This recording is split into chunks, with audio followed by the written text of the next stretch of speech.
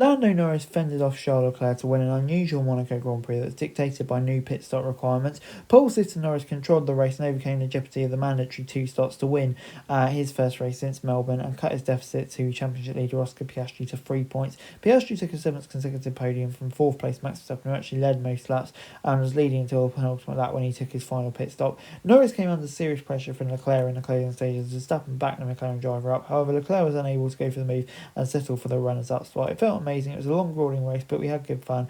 We can push for much of the race, Norris said. The last quarter was stressful with Leclerc behind and Max ahead, but we won in Monaco. That's the kind of stuff I dreamed about when I was a kid. The worst bit was the end. I felt quite under the control the whole race when Max was backing me up a little bit. I know Charles had the opportunity, so I tried to back off Max so I could push when I needed to. I'm very happy. My team are very happy. Therefore, it's going to be a wonderful night. Lewis Hamilton finished a lonely 5th, gaining 2 spots from his starting position. Rookie Isaac Hadjar scored a career best 6, nailed the strategy to with Liam Lawson holding up to create the gap. Liam Lawson was rewarded in 8th behind Haas's Esteban Ocon. Williams duo Alex Albon and Carlos Sainz also worked to finish 9th and 10th. George Russell finished 11th after a drive-through penalty for cutting the corner in frustration at being stuck behind Alex Albon. And Aston Martin's Fernando Alonso was set to score points until an engine failure caused him to retire, along with Pierre Gasly, who crashed into the back of Tsunoda. The top 10 remained in the same positions on the opening lap, though, as Norris got a good getaway. The only notable incident came when Antonelli dived down Bortoleto at turn 8 and the Sauber driver hit the wall. This caused VSC, then Gasly hit the back of Tsunoda at the Nouvelle chicane shortly after the restart. The Alpine driver limped back to the pit lane, and surprisingly, there was no VSC for the debris. Verstappen nearly overtook Piastri as the driver navigated the debris and double wheelie's waved. It then became clear that the drivers were manufacturing gaps in order to help their teammates. So the leaders, McLaren chose to pit Norris first to stop any undercut threat, and Leclerc's second pit stop, kind of same thing happened as well. Verstappen was the outlier as he started on hards and switched the medias, going long in both stints as they gambled on the safety car red flag, but it didn't come, and Verstappen's slow pace meant Leclerc was moving until within 1 second of Norris, but couldn't get it done. Hamilton was 5th and the final driver on the lead lap due to slow pace from Lawson, who backed out the field to help Hadjar. It paid off, but created the unusual scenario of drivers being slow, knowing that it was impossible to overtake.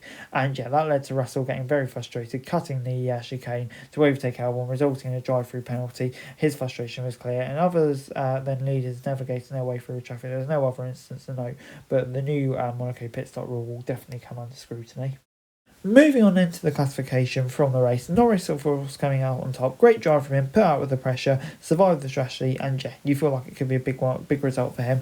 Leclerc second, obviously so close to getting the win, but in the end I think a decent result and he'll definitely take it. Piastri third, I think picking up the points where it's needed. Didn't really have the best weekend, so we'll be pleased with that. Verstappen tried for that red flag, it nearly worked, but in the end P4, it's not a huge loss to Piastri's main title role at the moment, so I don't think it'll be too badly frustrated. Hamilton 5th, probably always going to be the best he would get to, obviously with that penalty last week, in qualifying, but it'd be interesting to see where he could have got to before. Hadjar, a brilliant driver for him, career best 6 on a track where he's having issues in practice, credit to him.